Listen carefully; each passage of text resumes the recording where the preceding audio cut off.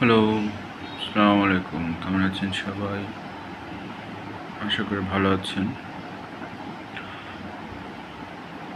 আপনারা জানেন বাংলাদেশে এই মুহূর্তে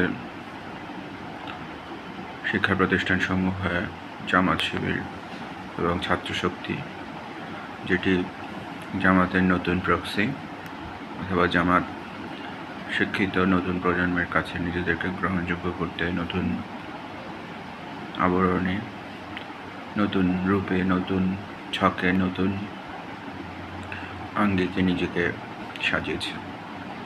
ক্ষমতাকে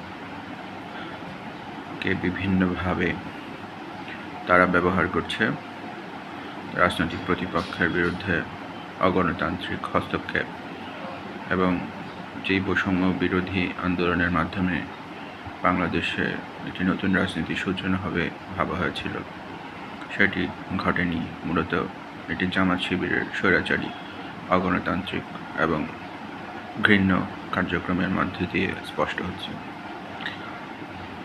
বিভিন্ন ভার্সিটিতে ছাত্রদের শরীরে আঘাত করা হচ্ছে অগণতান্ত্রিক পদ্ধতিতে এবং এটি ইসলামের সাথে মোটে সঙ্গতিপূর্ণ নয়। এবং এই রমজান মাসে এরকম স্বৈরাচারী এবং পৈশাচিক কায়দায় ছাত্রছাত্রীদের উপর ঝাঁপিয়ে পড়া এটি একমাত্র মুনাফিক এবং মিথ্যাবাদী ঘৃণ্য কাপুরুষোচিত কার্যক্রম ছাড়ার কিছুই না। শোনা যাচ্ছে ভারতে ধরা পড়েছে তথাকথিত হাদির হত্যাকারী, যিনি ভারত সীমান্ত দিয়ে বাংলাদেশ থেকে পালিয়েছেন বলে মিডিয়াতে প্রকাশ হয়েছিল, কিন্তু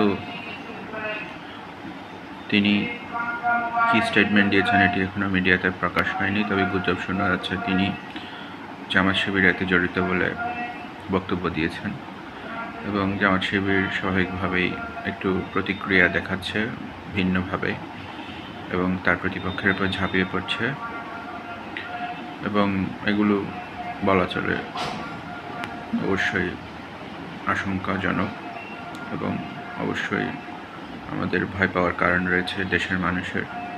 জামাত শিবির একটি মূলত